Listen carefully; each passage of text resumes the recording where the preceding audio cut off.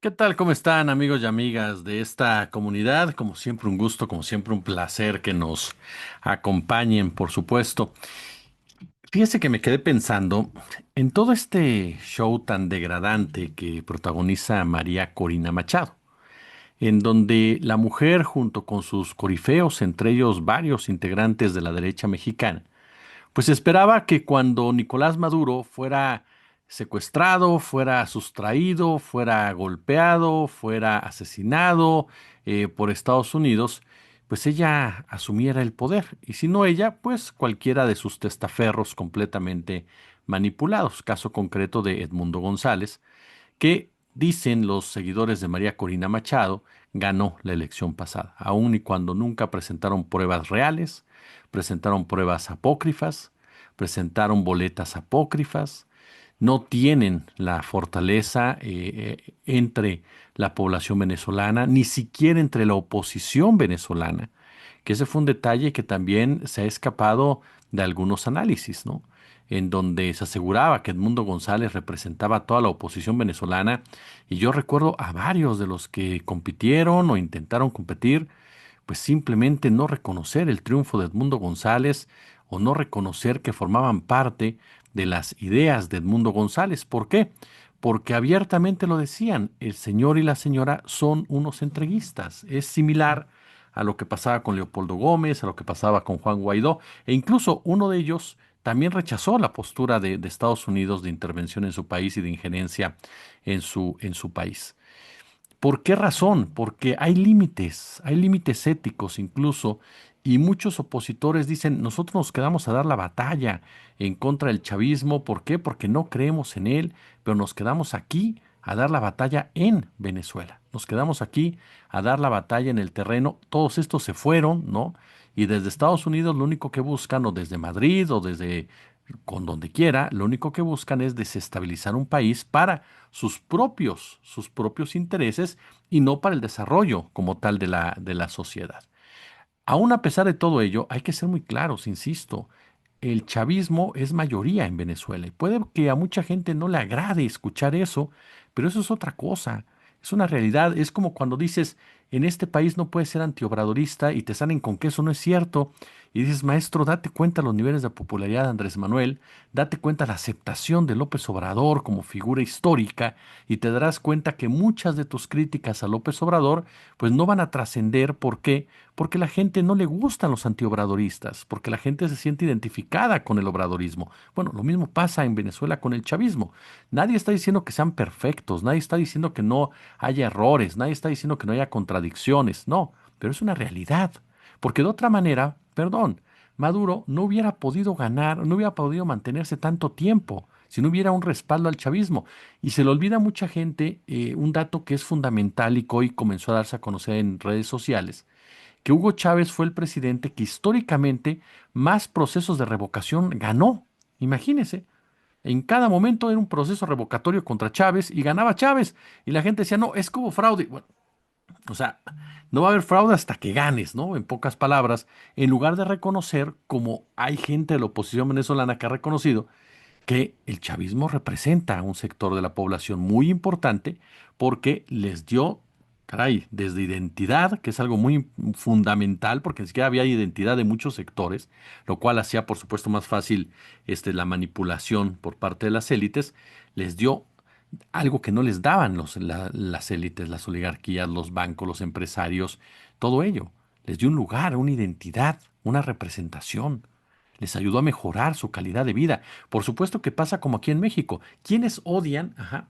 ¿Quiénes odian a López Obrador o al obradorismo?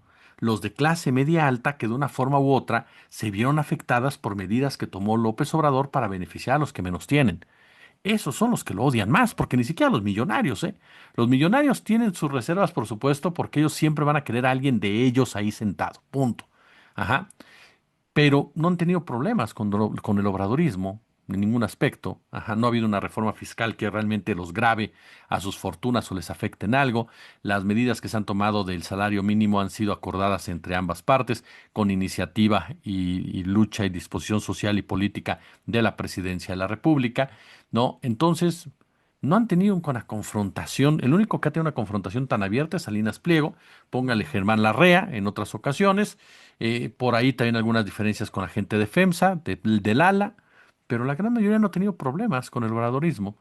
Entonces, pasa algo similar en muchos sentidos, ¿no? En muchos sentidos de que es la clase media alta. Y lo mismo pasaba en Venezuela, donde la clase media alta se vio molesta porque Chávez tomó determinaciones a favor de los que menos tenían. Allá sí hubo más oligarcas en contra de Chávez que se movilizaron en contra de Chávez y demás, y muchos de ellos por eso salieron por patas, ¿no? Por incluso su participación activa en intentos de homicidio, o intentos de desestabilización, o intentos de golpe de Estado. También si tú estás intentando tumbar un gobierno, pues ¿qué esperas, no? Que te den te aplaudan y te digan, no, mano, tan cuates como siempre, pues no. No funciona así tampoco. Seamos claros, si tú decides jugar en la partida del poder político, pues si te la parten, te tienes que ir, dirían coloquialmente, ¿no? O por lo menos, si te vas a quedar, tienes que aceptar tu derrota. Pero una cosa es jugar con las reglas del juego, en donde intentes ganar democráticamente, en donde intentes ganar en procesos legales, y otra cosa es andar creando condiciones para golpes de Estado. O sea, eso es hasta traición muchas veces a la patria, ¿no? Y si no traiciona a la patria, por lo menos sí un afán desestabilizador que va en contra de los intereses de una mayoría que decidió mediante un voto popular quién quería que los gobernara. Entonces, eso es un escenario muy, muy claro en donde siempre que hay gobernantes, eh, sí, yo no tengo problema en decirles populistas porque el populismo no es negativo per se. El término populismo lo han satanizado en muchos aspectos, pero cuando hay gobernantes que se preocupan por la gente, por lo regular la clase alta no los va a querer. Así de sencillo. ¿Por qué? Porque se escapan a su lógica de poder, a su lógica de dominancia, a su lógica de lo que debe de ser. Entonces van a satanizarlos brutalmente. Y Venezuela ha sido satanizada de una manera vil durante muchos años. Insisto, yo no estoy diciendo que no haya errores, yo no estoy diciendo que no haya problemas, yo no estoy diciendo que no haya cuestionamientos, incluso a las decisiones que ha tomado Maduro y demás. Se los he explicado ya muchas veces cuál es mi postura al respecto. Pero hubo también campañas de satanización brutales, y eso no lo puede negar nadie. Hubo campañas, le voy a poner un ejemplo tan solo. Este, Siempre algo que pasaba de Venezuela, me decía hoy Elvin Calcaño, eh, que siempre de Venezuela es noticia. ¿Por qué? Pues por lo que representa Venezuela, ¿no? Por lo que es Venezuela en el terreno político. Entonces yo me quedé pensando y dije, a ver, Trump no quiso a María Corina Machado porque, según documentos que se han dado a conocer, la CIA le dijo, no, María Corina Machado no tiene la fortaleza dentro de Venezuela. No tiene el control del país. El Mundo González tampoco tiene una representación real como tales. O sea, no tienen un plan de cómo poder llevar a cabo un gobierno en un momento dado, cómo desarrollarlo. No, no, no tienen fortaleza ni entre los militares ni entre la población. O sea, ponerlos ahí es incendiar Venezuela. Marco Rubio, que es muy amigo de Corina Machado, pues se dio cuenta que iba en contra de los intereses de su país y como todo supremacista dijo, a ver, lo importante aquí son los intereses de nuestra oligarquía, de nuestra corporación. Sí, será muy cuatita, porque mi amiga es cuatita, no, pero se friega, así de sencillo. Ya la usamos para lo que la necesitábamos, ahí el Mundo González, San se acabó. Y Corina Machado, pues avienta todo un rollo de rogarle a Trump que le va a dar el premio y que los venezolanos se lo dan. O sea, hablando a nombre de los venezolanos, cuando la mujer no representa a los venezolanos. Pero esa es la muestra del nivel de entreguismo de María Corina Machado. O sea, una mujer que lo que dice es, escógeme a mí porque yo te garantizo vender el país, güey. Yo te garantizo darte todo lo que es mi país. Yo te garantizo darte todos mis recursos naturales. Así de degradante es María Corina Machado y así es de degradante apoyar a un personaje como María Corina Machado. ¿Quiénes son los María Corina Machado en México? Hay muchos. Hay muchos que levantarían la mano y dirían, aquí Donald, hazme caso, yo soy tu hombre, yo soy tu mujer para poner orden en este país, yo soy la persona que tú necesitas para entregarte nuestro petróleo, el gas, todo, absolutamente todo lo que tú quieras de México, lo vas a tener en cuanto yo me siente ahí en la silla del águila. Y es muy triste porque sin duda lo harían. ¿Usted duda que Salinas Pliego lo hiciera? Y hablo de Salinas Pliego primero porque es ya un jugador de la oposición política. Ya ni siquiera se habla de él como empresario, es un jugador político. Incluso él abiertamente en su discurso de fin de año dice que se metió en esto de la política, ¿no? Entonces ya es un jugador político. ¿Usted cree que lo haría? O sea, Salinas Pliego ni siquiera pudo pagar el boleto más caro para poder estar cerquita de Trump y susurrarle algo al oído. Así de sencillo. Ajá. ¿Sí es del grupo trumpista? Sí, pero hay niveles. Seamos muy claros al respecto. Y en ese marco, Salinas Pliego no podría controlar un país. Lo reprimiría, como pasó en Perú, salvajemente, salvajemente. Porque además de todo, es un tipo tan ególatra, Salinas Pliego, que se vuelve un peligro para el propio trompismo, porque vaya a querer hacer el chistoso con base en sus propios intereses. Entonces llega un momento en que dicen, pues no, o sea, no se trata tampoco de poner a cualquiera, ¿no? Salinas Pliego no sirve como presidente de un país, porque es alguien que ve a un país como una empresa. Y se ha explicado muchas veces por qué un país no es una empresa. Por un principio básico, la empresa está para maximizar ganancias. El país está para la gente, para mejorar la calidad de vida de las personas. Las empresas se manejan bajo un rol capitalista, per se, en donde sin política, que es lo que ejerce en un país, convierten a la gente en productos desechables. Por lo tanto, un país no es una empresa, aunque durante años nos hayan dicho eso y durante una etapa nos lo hayamos creído, la realidad es que no es una empresa. Tiene muchos otros componentes, principalmente humanitarios, que impiden que un personaje como Salinas Pliego pudiera entender esto que estamos hablando, porque todo lo limita o lo reduce a una cuestión de maximizar ganancias y reducir pérdidas, cueste lo que cueste. Hay una frase en esta película de Un Mundo Maravilloso, en donde Antonio Serrano, quien es secretario de Hacienda, habla con su grupo de jóvenes asesores, en donde anda por ahí un joven, José María Jaspic, ¿no? Y en donde pues sueltan ideas verdaderamente, eh, híjole, inhumanas, por donde se le quiera ver, pero reales. O sea, ¿por qué? ¿Por qué reales? Porque cuando uno escucha hablar a los jóvenes panistas, y no solamente ellos, a los jóvenes empresarios de todo ese rubro, que están metidos en la política, pues así piensan, ¿no? Así pensaban en el neoliberalismo, la gente de Cedillo, los jóvenes de Enrique Peña Nieto, los jóvenes de Fox, que bueno, de jóvenes no tenían gran cosa, pero ellos decían que jóvenes, o incluso el grupo compacto de Salinas de Gortari, ¿no? Así lo pensaban. No hay que acabar con la pobreza, hay que acabar con los pobres, güey. Entonces, vamos a criminalizarlos, vamos a explotarlos, vamos a desaparecerlos, vamos a hacerlos polvo, en pocas palabras, porque eso nos lleva al déficit cero, que es lo que mejor queremos como una empresa. Un déficit en un país es imposible con base a políticas como las que se instrumentalizan mediante financieramente. Tú necesitas tener una visión muy social, muy humanitaria, en donde la prioridad sea desarrollar, no desarrollismo, desarrollo, para que todo mundo tenga la posibilidad de mejorar su calidad de vida, ajá, de a poco, a mediano plazo, a largo plazo, pero seguir un concepto de desarrollo de abajo para arriba. Una empresa jamás va, digamos, toda una empresa que base su desarrollo en el trabajador de limpieza y de ahí pensemos en subir y la empresa camine. No, ninguna. Es ganancias acá arriba y se friegan los de acá abajo porque les pago cualquier miseria. Entonces, no es una empresa, un país. Pero así lo vería Salinas Pliego. Entonces, Salinas Pliego es imposible que lo pueda participar. Alito Moreno, ¿se imagina Alito Moreno? Carlito Moreno fue y dijera a este Trump, oye, yo soy. Pues Alito Moreno se pasaría golpeando a todos los que no pensamos como él, ¿no? Ya me imagino el nivel de represión que existiría por parte de Alito Moreno. Este país volvería a ser el país de las tranzas, de los cochupos, de la corrupción. El narcotráfico sería parte, sería pecata minuta con Alito Moreno. Ahí estaríamos de verdad inmersos en cualquier cuento de los de Alibaba y los 40 ladrones, ¿no? La Alibaba y los 40 priistas. Además de que tendremos un presidente muy florido, ya no como Fox, porque Fox, fíjense, Fox se nos hacía florido y Fox, si lo analizamos junto a Alito, hasta decente es, hasta recatado.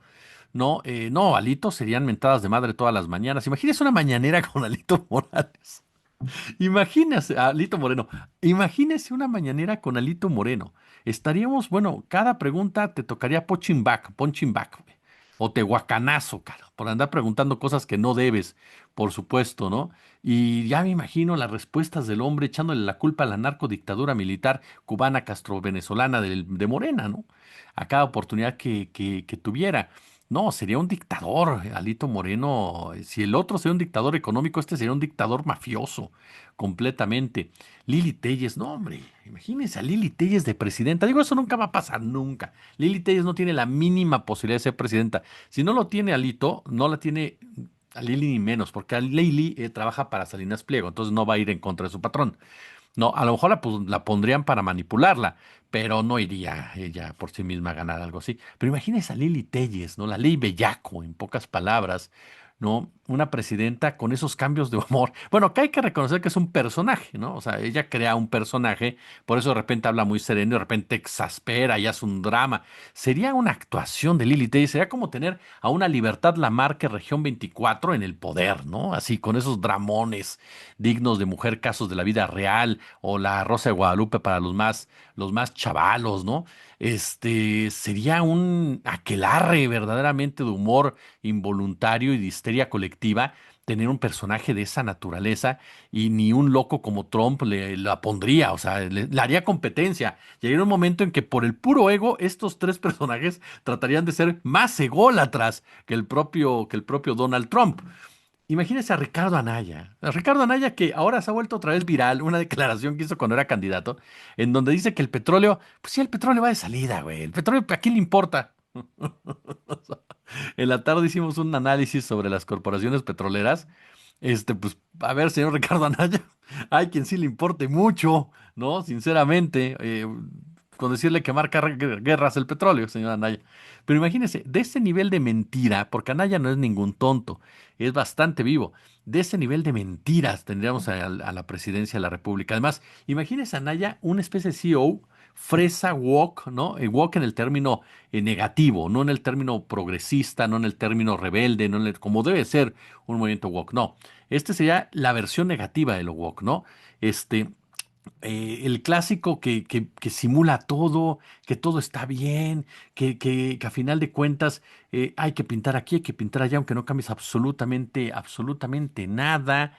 Y aparte de todo, un personaje caricaturesco, Anaya, ¿no? Caricaturesco. Eso sí, se aventaría unas verborreas al más puro estilo Luis Echeverría, que muy poca gente las aguantaría. Entonces, una mañanera con Anaya te llevaría verdaderamente al sueño de los justos, ¿no? Por no decirlo de otra, de otra manera. O sea, sería más útil poner la mañanera de Anaya que cualquier té de tila o 7 azares para dormirte. O sea, sería un mazazo, a la conciencia. Y te quedas pensando y dices, ¿quién más podría aparecer en ese rubro, ¿no? Ya ve que Simón Levy, bueno, Simón Levy ya no cuenta, ya ni siquiera es mucho el término de Simón Levy, pero ¿quién más le gusta que andaría por ahí levantando la manita diciendo a la Trump, yo? Y bueno, están los comunicadores también. En el caso de los comunicadores, y voy a ir cerrando con ello, en el caso de los comunicadores, yo se los he dicho, ahí hay que ver las líneas editoriales, que ahí son las que realmente juegan. Ahorita hay una alineación, un alineamiento de varios empresarios mexicanos con los intereses de Estados Unidos. Eso es realmente lo peligroso si Estados Unidos intentara dar un golpe de Estado en México, o sustraer o secuestrar a la presidenta Claudia Sheinbaum, o el expresidente López Obrador, porque lo que tratarían de hacer estos personajes sería traicionar a México. Si hay empresarios que lo traicionarían, esa es la realidad, sí las hay, y muchos lo traicionarían. Porque a final de cuentas para ellos lo importante es sus ganancias, punto. Y quieren a alguien de los suyos ahí sentado, que puedan manipular, que puedan agredir, que puedan zarandear, ¿no? Esa es la verdad. Entonces, los empresarios estarían felices en un momento, algunos, no todos, otros no. Pasa como en el ejército, habría quienes sí estarían de acuerdo en dar ese tipo de acciones. ¿Por qué? Porque responden más a los intereses de Estados Unidos, del ejército de Estados Unidos que el nuestro. Y esos mismos personajes, pues son los que dan las líneas, pero también está el sesgo de esos comunicadores, ¿no? Ciro Gómez Leiva diciendo, no fue invasión. A ver, fíjese, usted vea el video de Sassy Alejandre, que bien explica por qué no es una invasión y por qué esto refleja que no tienen el control de Venezuela. Y vea lo que dice Ciro Gómez Leiva. Ciro Gómez Leiva lo que intenta es lavarle la cara al gobierno de Trump, lo que intenta es rescatar al gobierno de Trump de la barbarie, del desprestigio, con la finalidad de normalizar acciones de esa naturaleza por si se llevan a cabo en México. Es lo mismo que hace Héctor de Mauleón, o es lo mismo que hace Raimundo Riva Palacio en sus columnas. Usted léalas con cuidado y se da cuenta que hay una legitimación de las acciones gringas. ¿Para qué? Para que después puedan decir, ah, no, pues es correcto, así se debe de actuar. Ajá. Y lo mismo pasa con los Krause, que ahorita andan indignados porque no pusieron a Corina Machado. Pero ese es el peligro de estos personajes, quienes no tienen ningún tipo de reparo ético, para anteponer su propio sesgo, para anteponer sus propios problemas personales, sus cobros de factura, ¿no? Hacia alguien que consideran que les afectó en sus privilegios, en sus dividendos. Porque sí, todos ellos fueron personajes que dominaron los medios de comunicación, que tuvieron la voz constante en los medios de comunicación, que tenían picaporte, que eran abrazados por la presidencia, que eran los que hablaban en las conferencias a nombre de todos los medios, y yo no sé por qué. Yo cuando hablaron en el tema de Calderón, cuando decidieron callar y no decir nada de la guerra contra el narco, yo no sé por qué hablaban, ¿no? Un nombre mío y a nombre de otros compañeros y compañeras, ¿no? O sea, ¿por qué estaban dando opinión ellos y señalando a ellos Sarmiento, Ciro, Loret, todos, Joaquín López Dóriga, todos ellos? O sea, ¿por qué? ¿Quién eres tú para tomar una determinación así? Es que me dijo el jefe, y aún así, tú no puedes abrogarte el derecho de hablar a nombre de nadie, así de sencillo. Pero la soberbia era tal que se la creían. Por eso, cuando de repente se dan cuenta que su influencia no es tanta, cuando se dan cuenta que su nivel no es tanto, ¿no? Ahora, le voy a decir una cosa, y esto me parece que es todavía más triste determinante de la oposición mexicana. Se han dado cuenta que no, esta generación de la oposición mexicana, que mencioné algunos, pero también el resto, que no pueden ganar en las urnas, que no van a ganar en las urnas, que incluso van a seguir perdiendo en las urnas, que prefieren apostarle a una intervención de Estados Unidos, que prefieren apostarle a una intervención gringa como única forma, ya no ni siquiera que estén ellos en el poder, sino que Morena no continúe en el poder. A ese nivel de pobreza ha llegado la oposición de nuestro país, en todos los sentidos, política y mediática. Pulgares arriba, déjenme su comentario, su punto de vista y como siempre un gusto, como siempre un placer.